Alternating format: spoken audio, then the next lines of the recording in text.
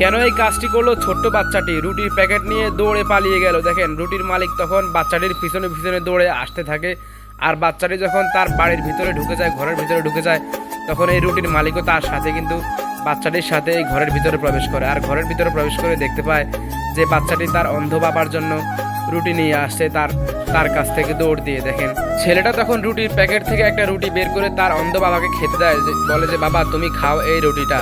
আর এই পুরোপুরি ব্যাপারটা দেখে এই লোকটার মনে কিন্তু অনেক দয়া হয়। লোকটা ঘর থেকে বের হয়ে গিয়ে তার গাড়িতে গিয়ে লোকটা অনেকগুলো টাকা এবং কিছু খাবার এনে এই বাচ্চাটিকে দেয় এবং বাচ্চাটিকে নিষেধ করে দেয় যে তুমি এই খাবারটি তোমার বাবাকে খাইও এবং তুমি নিজে খাইও। আর যে টাকাগুলো দিছি এই টাকাগুলা তুমি নিজে খরচ করবো পরবর্তীতে।